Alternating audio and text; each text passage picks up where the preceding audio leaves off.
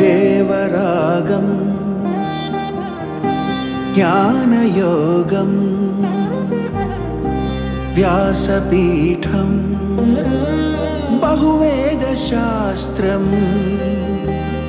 బోధామృతహిత శ్రీమన్నారాయణం శివగౌరీ సంభాషిత సకల పురాణం అష్టాక్షరి పంచాక్షరి మంత్రావరణం అఖిల దేవతా సంస్తుతి పారాయణం జయ మంగళకరమీ ప్రవచన శ్రవణం అనుదినము శుభము సుఖము జీవన గమనం దేవరాగం జ్ఞానయోగం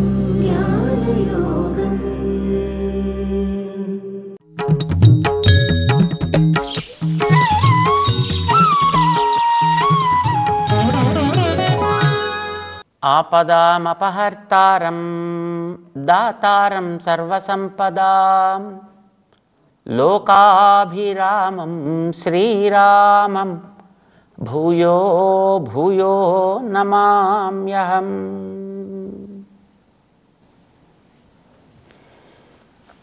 జై శ్రీమన్నారాయణ. భగవద్బంధువులారా, భగవద్గీతలో 6వ అధ్యాయంలో భగవంతుడు అర్జునుడికి ఆచరణ విధానాన్ని ఉపదేశం చేస్తున్నాడు. ఏ మనిషి అయినా పని చేయక తప్పదు. ఆ చేసే పనిని భగవంతుడికి ఉపయోగపడేటట్లుగా చేయడం అనేటటువంటిది శ్రేయస్కరం. దానికి కర్మయోగము అని పేరు. ఈ కర్మయోగం అనేటటువంటి సాధన ద్వారా మనిషి తన మనస్సుని స్వాధీనం చేసుకోవాలి. మనసు స్వాధీనమైతే ప్రపంచం స్వాధీనం అయినట్టే. మనసు స్వాధీనం కాకపోతే వాడు ఎంత గొప్పవాడైనా, వాడికి ఎన్ని పైసలున్నా, ఎంత అధికారం ఉన్నా, ఎన్ని రకాలైన వనరులు చుట్టూ ఉన్నా, వాడు ఏమీ సాధించని పనికిరాని వ్యక్తే అవుతాడు. కనుక మనసు స్వాధీనంలో ఉండడం అనేటటువంటిది చాలా ప్రధానమైనటువంటిది. మనసు స్వాధీనంలో దేనికి ఉపయోగపడుతూ ఉండాలి. దీన్ని గతంలో చెప్పాడైన సమత్వ దృష్టిని సాధించడానికి మనస్సును ఉపయోగించాలి. అంటే మనసులో ఏర్పడాల్సింది అది. దానికే యోగము అని పేరు పెట్టాడు. ప్రార్థన చేస్తూ అర్జునుడు 32వ శ్లోకంలో యోయం యోగ త్వయా ప్రోక్త సామ్యేన అంటాడు. అంటే సమతా దృష్టి కలగాలి అని నువ్వు చెప్పినటువంటి యోగం ఉందే, అమ్మో ఇది చాలా కష్టంగానే కనిపిస్తోందయా అన్నాడు ఆయన. ఎందుకని అంటే అసలు మొదటి నుంచి అర్జునుడికి యుద్ధం చేద్దామని లేదు. యుద్ధాన్ని ఎలా మానేద్దామా అనేదే ఆయన యొక్క కోరిక, ఆయన యొక్క ప్రయత్నం. అందుకే ఎలాగైనా యుద్ధం మానడానికి కావలసినటువంటి మాటలే మాట్లాడతాడు ఆయన. కానీ అలా మానడానికి వీల్లేదయా. నీవు ఈ లోకంలోకి వచ్చింది పని చేయడానికి. నీకు తగిన పని నువ్వు చేసి తీరాలయ్యా. మిగతా వాళ్ళకి మిగతా పనులు, ఒకడికి వ్యవసాయం, ఒకడికి వ్యాపారం, ఒకడికి ఉద్యోగం, ఒకడి చదువు, ఒకడికి బోధన, ఒక్కొక్కరికి ఒక్కొక్క కర్తవ్యం ఉంటుంది. నీకు దేశ రక్షణ, ఇది నీ కర్తవ్యం. దేశ రక్షణ కోసం దుష్ట శిక్షణ కూడా చేసి తీరాలి. ఇప్పుడు అక్కడ పాలనలో కూర్చున్నటువంటి దుర్యోధనాదులు దుష్టులయ్యారు. అలాంటి వాళ్ళని దండించాల్సిన బాధ్యత నీకుంది. దానికి నువ్వు యుద్ధం అని పేరు పెట్టావు, చేయాల్సిందే అది. కానీ అర్జునుడికి ఆ యుద్ధం చేయడం ఇష్టం లేదు. ఆయనకి ఎలాగైనా తప్పించుకుందాం, ఎలాగైనా యుద్ధం మానేస్తే బాగుండు, ఇదే పాప ఆయన కోరుకుంటున్నాడు. కానీ కృష్ణుడు చెప్పే చూస్తే మంచిదే అని అనిపిస్తుంది. శాశ్వతమైన ఫలితం, ఆత్మ సాక్షాత్కారం, దానివల్ల కలిగే ఆనందం, ఇవన్నీ మంచిదే, ఇవన్నీ కాదు అని అంటలేదు, ఇవన్నీ గొప్పవే. కానీ అతనికి అవన్నీ కూడా చెయ్యాలంటే ఎంతకాలం పడుతుందో ఏమిటో, చేసినా ఫలిస్తుందో ఫలించదో, మధ్యలో ఏమైనా ఇబ్బంది వస్తే ఏమవుతుందో, ఇంత చేసి అంత వేస్ట్ అయిపోతుంది కదా, అంతవరకు పెట్టిన శ్రమ అంతా వేస్ట్ కదా.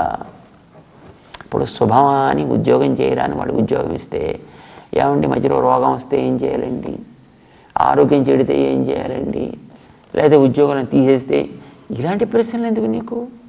శుభంగా ఉద్యోగం ఇచ్చి చేయరా అన్నప్పుడు స్టార్ట్ డూయింగ్. ఎంతకాలం సాగితే ఎంతకాలం సాగుతుంది? ఎప్పుడు రోగం వస్తే అప్పుడే చూసుకోవచ్చు. దానికి తగ్గ నియమాలేవో వాటిని మాత్రం తెలుసుకుని నువ్వు చేయడం అనేటువంటి నీ బాధ్యత.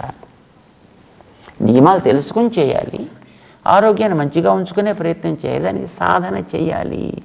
అంటే యుక్తాహార విహార యుక్త చేష్టస్య కర్మసు యుక్త స్వప్న అవబోధస్య, ఇవి కనుక నువ్వు చేస్తున్నట్టయితే నీకు ఏ రకమైన రోగం రాదు, హాయిగా చేసే పని సవ్యంగా చేయగలుగుతావు, నీకు సుఖం, చేయించుకునేవాడికి సుఖం. ఇది అర్జునుడికి కూడా తగును. యుద్ధం తను కూడా చెయ్యాలి. యుద్ధం చెయ్యాలి అని తనకి యుక్తియుక్తంగా అనిపిస్తోంది. కానీ చెయ్యాలని అయితే శారీరకంగా అయితే అతనికి ఇష్టం లేదు, అతనికి మనస్సు దానికి ఒప్పుకోవట్లేదు యుద్ధం చేయడం కోసం. ఎలాగైనా మానేస్తే బాగుండు, ఏం చేసినా మానేస్తే బాగుండు అనే ఆలోచనలు ఆయన్ని వెన్నాడుతున్నాయి. అందుకోసం ఎలాగైనా అతను యుద్ధం చేయించాలి అనేది కృష్ణుడు అతనికి ఉపదేశం, కర్తవ్య బోధని చేస్తున్నాడు. దానికోసమని ఈ పని చేయడం కోసం వచ్చినటువంటి శరీరంలో పని చేయిస్తూ ఉండేటటువంటి జీవుణ్ణి మట్టను తెలుసుకోగలిగితే, వాడు ఇక్కడికి ఎందుకు వచ్చాడో తెలిస్తే, అప్పుడు వాడి బాధ్యతని వాడు ఇష్టమో కష్టమో నష్టమో వాడు చేసి తీరాలి అనే విషయం తెలుస్తుంది. కనుక ఆత్మసాక్షాత్కారం కోసమని, సమత్వ దృష్టి ఏర్పడడం కోసమని అతనికి ఉపదేశం చేస్తున్నాడు. ఇందాక అనుకున్నాం కదా, అర్జునుడికైతే అది నిజానికి ఇష్టం లేదు, ఎలాగైనా మానిస్తే బాగుండు అని ఉంది. దానికోసం ఇప్పుడు పాడు పని చేసేవాడు పాడు పని తగ్గ లాజిక్ కూడా పెట్టుకుంటాడు, మంచి పని చేసేవాడు మంచి పని తగ్గ లాజిక్ కూడా పెట్టుకుంటాడు. దొంగతనం చేసేవాడు ఏం చేస్తామండి, ఈ దొంగతనం నేను కూడా నిర్బంధంగా చేయాల్సి వస్తుంది. ఎందుకనంటే భగవంతుడు నాకు ఒక బాధ్యతనిచ్చాడు, నాకు ఒక కుటుంబాన్ని ఇచ్చాడు. కుటుంబాన్ని పోషించాల్సినటువంటి బాధ్యతని నెరవేర్చాలంటే నాకు ఇతరత్ర కుదరటలేదు. కనుక ఇప్పుడు దొంగతనం చేసేనప్పటికీ కూడా సంపాదించి నా బాధ్యతను నేను నెరవేర్చుకోవాలి, కనుక నేను చేస్తున్నాను. వాడికి అది it's a logical point for him also, right? వాడికి అది కరెక్టే అది. కానీ దానికోసం కృషి చేసి పని చేసి ఉద్యోగం చేయరా, వాడి దగ్గర నౌకరీ చేయరా అంటే అది చాలా తక్కువ ఇస్తాడండి. ఎందుకంటే నేనేం చదువుకోలేదు, నాకేమీ రాదు, కనుక నేను చేసే ఉద్యోగంలో నాకు ఇచ్చే డబ్బు చాలా తక్కువ ఉంటుంది, కొంచెం ఎక్కువ సంపాదించాలి, కుటుంబాన్ని చక్కగా చూసుకోవాలి. మరి ఇంటి పక్క వాళ్ళు చూస్తే వాళ్ళు బ్రహ్మాండంగా కట్టుకుంటున్నారు, మా ఆవిడ నన్ను తిడుతోంది, వాళ్ళ పిల్లలు కారులో తిరుగుతున్నారు, మా పిల్లలంతా నా మీద పడి ఏడుస్తున్నారు, కనుక అవన్నీ చేయాలంటే నాకు ఈ పని తప్పదు. వాడి దృష్టిలో అది మంచిదే, వాడి దృష్ట్యా అది తగును. కానీ వాడు చేయాల్సిన కృషి తగ్గట్టుగా వాడు చేస్తున్నాడా, అది ప్రశ్న వస్తుందన్నమాట. అంటే ఎప్పుడైనా ఏ పని చేసేవాడికైనా లోపల వాడికంటూ ఒక లాజిక్ ఉంటుంది. ఆ లాజిక్ వాడికి సపోర్ట్ చేస్తేనే వాడు ఆ పని చేస్తాడు. కానీ ఆ logic is inappropriate or not, అది మనం డిసైడ్ చేయాల్సినటువంటిది అన్నమాట. చేత ఏది ఆలోచన ఎట్లా ఉండాలి అనేది మనసుకి నచ్చ చెప్పాలి. భగవత్ సంబంధమైనది చెయ్యాలి, భగవదితరమైన వాటిని వదలాలి. ఎందుకని దీనికి యజమాని భగవంతుడు, కానీ నీ శరీరానికి యజమాని భగవంతుడు, నీకు యజమాని భగవంతుడు, ఈ ప్రపంచానికి యజమాని భగవంతుడు, ఇచ్చినవాడు ఆయన. కనుక ఆయనకి తగ్గట్టుగా నువ్వు దీన్ని వాడాలి. నువ్వు ఆయనకి చెందిన వస్తువువి కనుక, ఈ ప్రపంచం ఆయనకి చెందినటువంటి స్థానం కనుక, నిన్ను అందులో ఆయన పట్టుకొచ్చి ఇక్కడ అపాయింట్ చేశాడు కనుక, నీ లోపల ఉండి నువ్వు నిద్రపోతున్నా నీ గుండె చప్పుడు ఆగకుండా కొడుతున్నాడు కనుక ఆయన. అప్పుడైనా నువ్వు పీల్చేటటువంటి గాలి జాగ్రత్తగా సాగేటట్టుగా చేస్తున్నాడు కనుక ఆయన. అప్పుడు నీకు ఒక 5 నిమిషాల సేపు నేను గాలి ఇవ్వనురా అని మూసేసాడు అనుకోండి, ఇంక వీళ్ళు లేవడు. లోపల నేను కాసేపు కొట్టనురా నీ గుండెని అని ఆయన ఆగాడు అనుకోండి, అయిపోయింది, వీడికి లేచే ప్రశ్న లేదు. కనుక దీని యజమాని ఆయన. ఆయన చెప్పినట్టు నువ్వు చేయాల్సిన బాధ్యత నీకుంటుంది. ఆయన చెప్పింది శాస్త్రం, అదే వేదము. దాన్నే మనకి ధర్మశాస్త్రము అని అన్నారు. అందులో నీకు ఇది చెయ్యి, ఇది మాను, ఇది do it and don't do it. కృత్యములు అకృత్యములు, విధానం ఇలా చెయ్యి, ఇలా చేయకు, ఇలా తిరుగు, ఇలా తిరక్కు, ఇలా తిను, ఇలా తినకు. తినద్దని చెప్పాలా, నీ ఇంద్రియాలను పని చేయించొద్దని చెప్పాలా, పని చేయించుకోవాలి, అన్నీ చేయాలి, ఈ ప్రపంచంలోనే ఉండాలి, ప్రపంచంతోటే బతకాలి. కానీ దాంతో ఎలా, ఎప్పుడు, దేని విషయంలో బతకాలి అనేది తెలియాలి. అది మనకి శాస్త్రం చెప్తోంది. నీకు శాస్త్రం జీవితానికి విరుద్ధంగా ఏమీ చెప్పదు. నువ్వు ఇక్కడ జీవితంలో ఉంటూ దీనికి అతీతంగా నువ్వు ఏదో ఆలోచించాల్సిన అవసరం లేదు. నిన్ను గురించే నువ్వు ఆలోచించుకో. నీ పేరే ఆత్మ. అదేమిటో నువ్వు తెలుసుకోవడమే ఆత్మ సాక్షాత్కారము, ఆత్మ దర్శనము. ఈ ఆత్మ ఇందులో ఎలా ఉందో అందులోనూ అలా ఉంది, అందులోనూ అలా ఉంది, అందరిలోనూ అలానే ఉంది. ఇది గుర్తించడమే సమదర్శనము. అందరిలోనూ అలా ఉంది కనుక నువ్వు ఎట్లా సుఖపడాలనుకుంటావో వాడు అట్లాగే సుఖపడాలనుకుంటాడు. కనుక నీ సుఖం కోసం ఎట్లా ప్రయత్నమో వాడి సుఖం కోసం అట్లానే ప్రయత్నం. కనుక నేను సుఖపడడం కోసం వాడిని ఏడిపిస్తాను అని అనుకో, ఇది తగదు. ఇప్పుడు మనకి నీతి శాస్త్రం ఒక విషయం చెప్తాను. నువ్వు ఎలా ఉండాలి అని అనుకుంటున్నావో ఎదటవాడు కూడా అలా ఉండేటట్లు చేసి నువ్వు ప్రయత్నం బతుకు. ప్రతివాడు అలానే ఆలోచిస్తాడు కదా, ప్రతి జీవి అట్లానే ఆలోచిస్తుంది. అందుచేత కామన్ గుడ్ ఏమిటి, ఇది మనకి చెబుతుంది. ఇది ఆత్మ సమదర్శనము. ఈ సమదర్శనం అనేది సాధించాలి, అప్పుడు పని చెయ్యాలి. ఆ పని నీ కర్తవ్యాన్ని తగ్గట్టుగా నువ్వు పని చేయాలి. ఇది సింపుల్. భగవంతుడి విషయం వైపు అది ఒక్కొక్కసారి పరిగెడుతుంటే దాన్ని ఎంత మంచిగా అనుకూలంగా చేసుకుని ప్రోత్సహిస్తూ ముందుకు వెళ్ళాలి అనేది మనకి ఆళ్వార్లు చెప్తారు. ఆళ్వార్ మనస్సుకు ఒక పేరు పెట్టారు. మనస్సుని తమిళంలో నెంజు అని అంటారు. నెంజు. ముందుత్త నెంజే ముయత్తి సుమందెழுந்த ముందుత్త నెంజే ఇయత్తు వాయి ఎమ్మొడు నీ కూడి అంటారు వారు ఒక చోట. అంటే ఆళ్వార్ మనస్సు భగవంతుడిని బాగా గుర్తిస్తుంది. మన మనస్సు కూడా భగవంతుని గుర్తిస్తుంది ప్రసాదం కోసం, ప్రసాదం ఇచ్చేదాకా. ప్రసాదం చేతున పడ్డ తర్వాత ఇంక మనకి నమస్కారం, తర్వాత మళ్ళీ ప్రసాదం ఎప్పుడు పెడతారో అప్పుడే వస్తాం మళ్ళీ మన గుళ్ళోకి. ఉంటే గింటే మనం దేవుడి గురించి ఆలోచిస్తామండి, కానీ అదే జీవితం అనుకున్నా మనం చేస్తాం లేదు. ఏదో కొత్తసేపు ఏదో చెయ్యాలి కనుక మనం చేస్తాం, అంతవరకే. దాన్ని ప్రధానం చేసుకుని జీవించడం అనేది మనకి చేత కాదు. మనకి కొంతసేపు అక్కడ కూర్చున్నంత మళ్ళీ మనకి బోరు కొట్టి మనం అక్కడి నుంచి వెళ్ళిపోతాం మళ్ళీ. కానీ ఆళ్వారి మనసు అలా ఉండదండి, అదే ప్రధానంగా ఉంటుంది, దాని అందే నిలకడ కలిగి ఉంటుంది, దాని వైపే పరిగెడుతుంది. కనుక ఆళ్వారు అంటారు వారి మనసుతోటి, హే మనసా, నువ్వు చాలా తెలివైన దానివయ్యా, నేను ఒప్పుకుంటున్నాను. కానీ నువ్వు బాగా నడవగలవు, నేను ఒప్పుకుంటున్నాను. నేను కొంచెం స్లో వాకర్ అయ్యా, నేను అంత వేగంగా నడవలేను. కొంచెం నాతో పాటు కాస్త సహకరించు, నన్ను కూడా నీతో పాటు కలిపి తీసుకువెళ్ళవయ్యా. ఒక పాఠశాలలో చదివేటటువంటి విద్యార్థుల్లో ఒకడు ఫాస్ట్ లెర్నర్, ఒకడు స్లో లెర్నర్ ఉన్నారనుకో. ఫాస్ట్ లెర్నర్ ఏం చేయాలి? స్లో లెర్నర్ని కూడా తనతో పాటు కలుపుకొని తీసుకువెళ్ళాలి కదా. అలా నన్ను వదిలిపెట్టేసి నువ్వు వెళ్ళిపోవచ్చునా, కాస్త నన్ను కూడా తోడు చేసుకుని వెళ్ళవయ్యా నీతో పాటును. ఎమ్ముడు నీ కూడి ఇయ్యెత్తువాయి, కాస్త నాతో కలు వేసుకో, నన్ను కూడా తోడు చేసుకో, నాకు కూడా కాస్త సహాయం చేయి, నీతో పాటు నడిచేటట్టుగా నన్ను కూడా ప్రోత్సహించు, ఇద్దరం కలిసి పెడదాము, నువ్వు నాకు మంచి మిత్రుడివి కదా. మనసుని జాగ్రత్తగా నచ్చ చెప్పి భగవంతుడి వైపు తిప్పి భగవంతుడిలో మగ్నం అయ్యేటట్టుగా చేసుకుంటారు. ఇది మనస్సుకి. దీన్ని మనం థియరీ అని అనుకున్నాం. ఇది లోపల ఈ నిశ్చయం కలిగి ఉండాలి, బయట తన ప్రపంచంతో ప్రవర్తించాలి. కొంతమంది కొన్ని డౌట్స్ వస్తాయండి అప్పుడప్పుడు. ఏమండి మాకు చాలా గొప్ప భక్తి అండి, మేము చాలా దీక్షగా పూజలు పునస్కారాలని చేస్తామండి, కానీ మా ఉద్యోగం ఏదో చర్మాలతోటి కూడుకున్నదండి, మరి మేము చేయొచ్చా చేయకూడదా? దాంట్లో చేయకూడదనే ఉంది.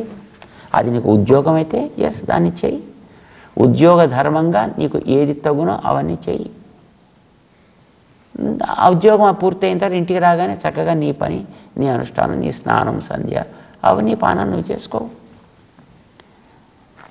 ఒక వైద్యం చేసే డాక్టర్ ఏం చేస్తాడైనా తన ఉద్యోగ ధర్మంగా హాస్పిటల్లో ఉన్నంత వరకు అవసరమైతే శరీరాలు కోస్తాడు, ఆ లోపల ఉండేటువంటి మాంసపు ఖండాలని చూస్తాడు, ప్రేగుల్ని చూస్తాడు, లోపాలు ఉంటే తీస్తాడు, వాటిని సరిచేస్తాడు, మళ్ళీ జాగ్రత్తగా కుడతాడు.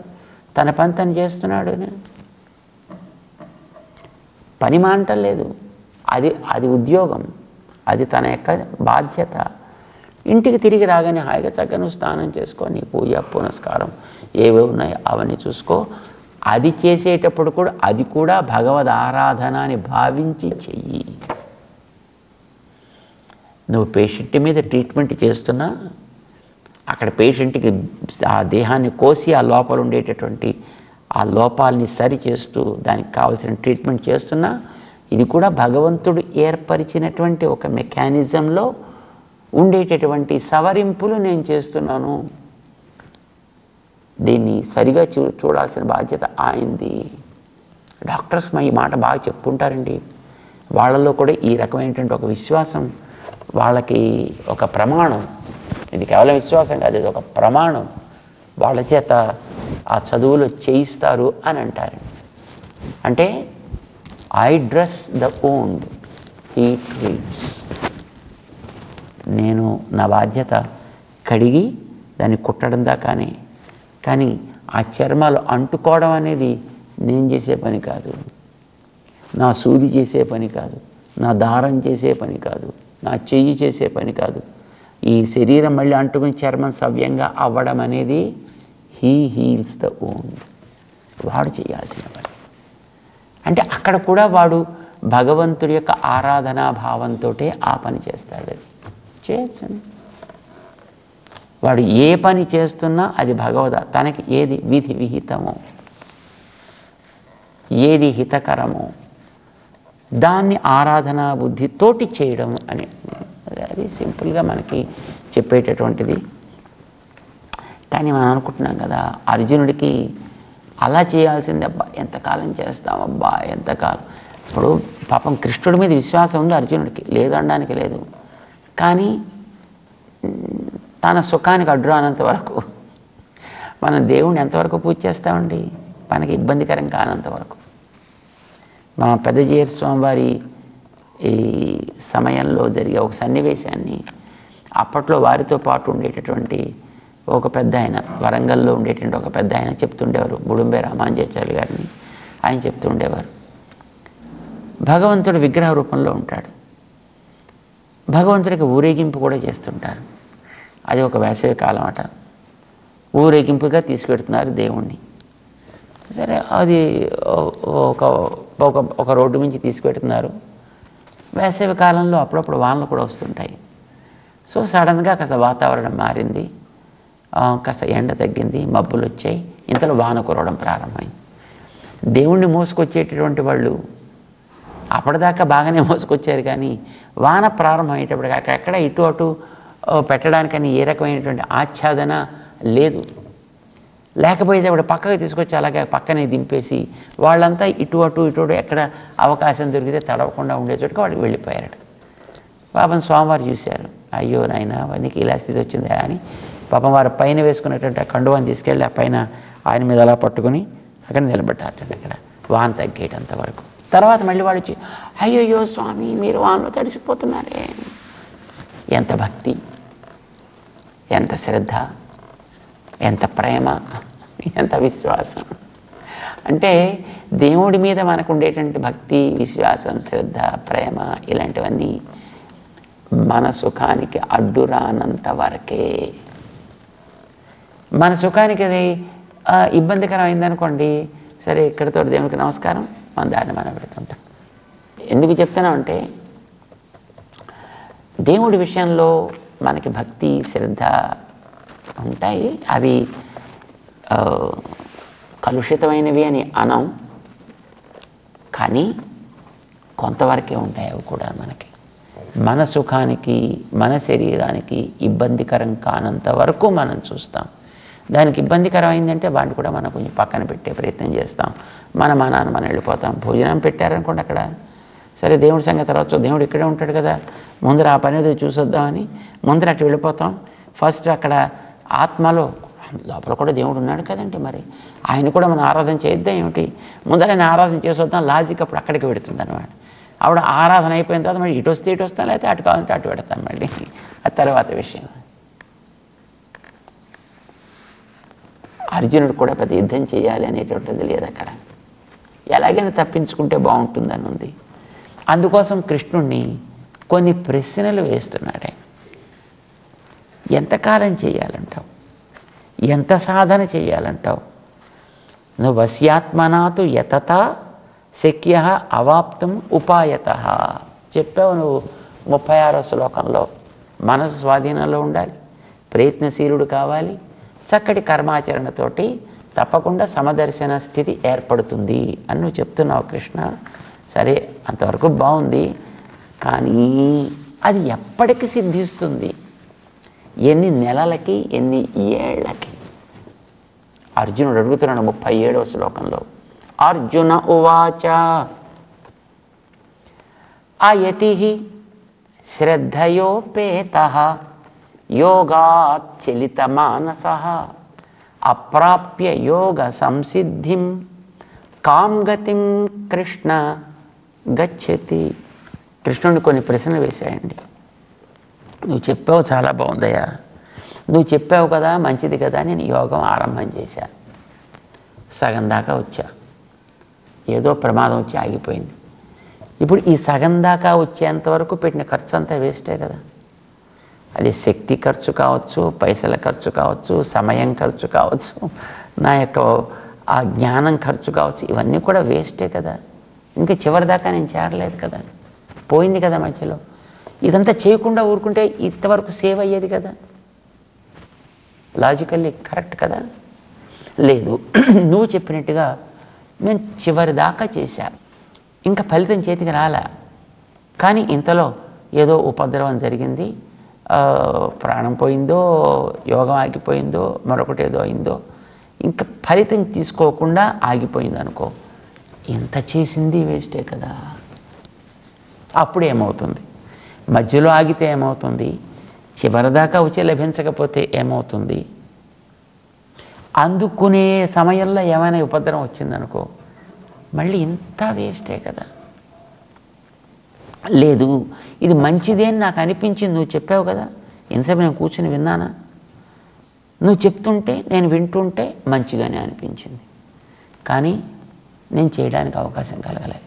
అప్పుడు ఈ వినడం వేస్టే కదా, ఈ సమయం అంతా కూడా వేస్టే కదా. ఇలాంటి స్థితి ఏర్పడితే వాడికి ఏమవుతుంది, అదేమిటో కొంచెం నాకు వివరించి చెప్పవా అని అడిగాడు. ఎంత తెలివిగా అడిగాడు చూడండి. ఇప్పుడు ఇంత కష్టపడి మంచిదనుకుని ప్రయత్నం ప్రారంభించి కొంత చేసి సగం దాకా వెళ్ళి లేదా చివరి దాకా వెళ్ళో ఫలితం అందుకోబోతున్నో, ఒకవేళ ఏ కారణం చేతనది ఆగిపోతే ఇన్ని ఎఫర్ట్స్ కూడా వేస్టే కదా అయిపోతాయి. కనుక దానికంటే హాయిగా వాటికేసి వెళ్లకుండా చక్కగా యుద్ధం మానేసి కూర్చుంటే మంచిది కదా. యుద్ధం మానేయడానికి అర్జునుడు అడిగినటువంటి ఒక ప్రశ్న కృష్ణుడికి అర్థమైంది, అర్జునుడి మనస్సు ఏమిటో. అంటే ఇది ప్రయత్నం చేసి ఇబ్బంది పడడం కంటే హాయిగా చేయకుండా కూర్చోవడం మంచిది కదా అనేది పాపం మన వాడి యొక్క సంకల్పం, మన వాడి యొక్క ఆశయం అది. దానికి కృష్ణుడు అద్భుతమైనటువంటి సమాధానం చెప్పాడండి. నిజానికి ఇది మనందరం తెలుసుకుని తీరవలసినటువంటి సమాధానం. ఏదైనా ఒక మంచి పని చెయ్యాలి అనుకునేటటువంటి వాడు ఎవడైనా తెలుసుకోవాల్సినటువంటి విషయం ఇది. తెలుసుకునే ప్రయత్నం చేద్దాం. 37వ శ్లోకంలో అర్జునుడు ప్రశ్న వేశాడు. దానికి సమాధానం స్వామి చెప్తాడు. జై శ్రీమన్నారాయణ.